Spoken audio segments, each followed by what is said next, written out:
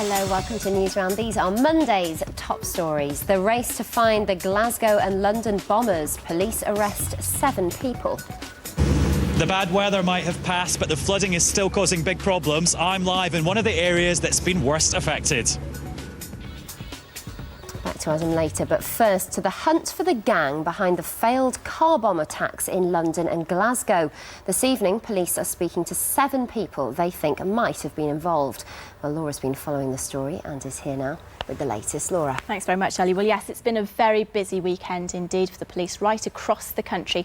Just over the last 48 hours, 6 men and 1 woman have been arrested. That's in locations right across the UK in connection with these attacks. Now, this huge operation doesn't end there, though. In fact, there are thousands of officers working flat out behind the scenes to try and find out more about what happened in Glasgow and London. Here's a quick recap first, though, of what did happen. The early hours of Friday morning in central London and the first sign of what was to come over the weekend. A car is found outside a busy nightclub packed with explosives. It's spotted in time for experts to defuse it though, and no one is hurt. Later it's discovered that another car with a bomb in it had been parked around the corner from the first car. It had been towed away. It too was made safe by bomb squad experts. Then, on Saturday afternoon, a big jeep, again packed with explosives, was driven into the terminal building of Glasgow Airport. 2 men who were inside the car are arrested by the police. Fortunately, no passengers at the airport were hurt. Sunday and Monday, and a series of raids and arrests by police right across the country. The operation continues to try and find out more about the people who tried to carry out these attacks. Well, Laura, it is all a bit scary. What are police doing to try and reassure people? Well, as you'll have noticed if you've been out and about today on the streets at big stations or airports, there certainly are an awful lot more police officers around. They do know that some people are worried about this and they want to do everything that they can to reassure us that we are as safe as we possibly can be.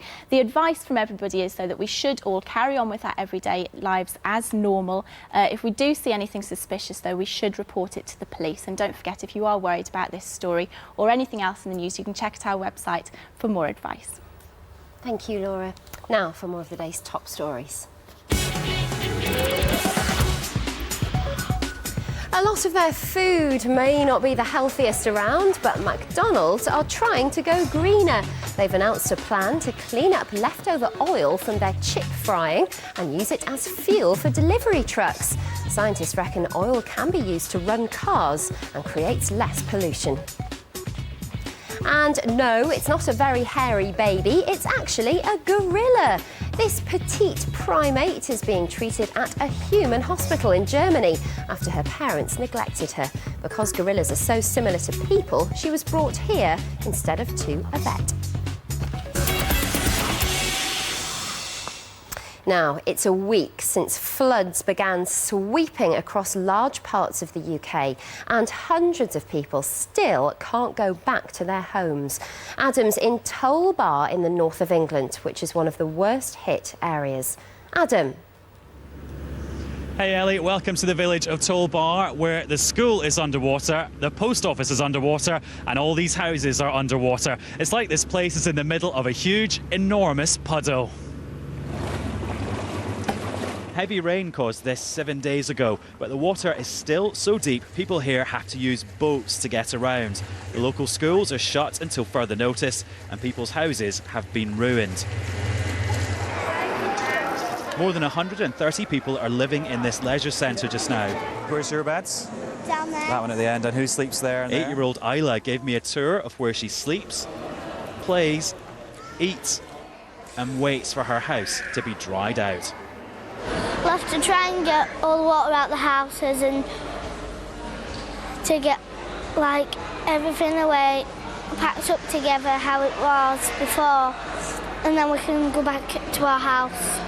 Across this area, hundreds of people are staying in shelters just like this one. The good thing is you meet new people and that, but the bad thing is like it's not comfy when you're in bed. You meet like new friends what have already been there and how their house is. And the bad things are, I mean, you want to go in your own house to play on your Xbox or PlayStation or whatever you've got, and you want to play football with your friends and you can't. I'm just helping because I'm doing people's nails to make them feel better. It's going to take a long time to get things back to normal here, and the local council told me that people will be staying here for a long time to come.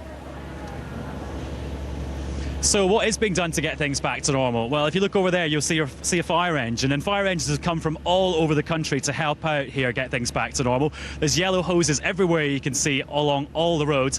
Now, the pumps over there can suck up the equivalent of 16,000 of these every minute. Sounds a lot, but there's a lot of water to be pumped out of here, and all the fire brigade that I've spoken to say it'll take a few days to dry the place out and even longer to get these houses fixed up because the damage here is so bad. Back to you in the studio, Ellie. Thanks very much, Adam. Finally, if you've got a good story, we want to hear from you. Here's how you could become a Newsround Press Pack reporter. My school toilets really stink. Do you think we'll be able to get a bike shed? I'm worried that Heelys are dangerous. What can we do to make the road safer? They're just a few of the press packers who got in touch with Newsround about issues that were bothering them. Now it's your turn. This is your programme, so let us know what you want us to help you investigate. And you too could be a Press Pack reporter on the telly and on the web. So what are you waiting for? You can send your stories to the Press Pack section on the Newsround website, or you can write to us at Newsround, BBC TV Centre, London W12 7RJ. And if your story gets made into a TV report, you could be saying these famous words. This is Georgia reporting for Newsround. Well, that's it, but I'll have your next Newsround over on the CBBC channel at 5 to 6. See you later.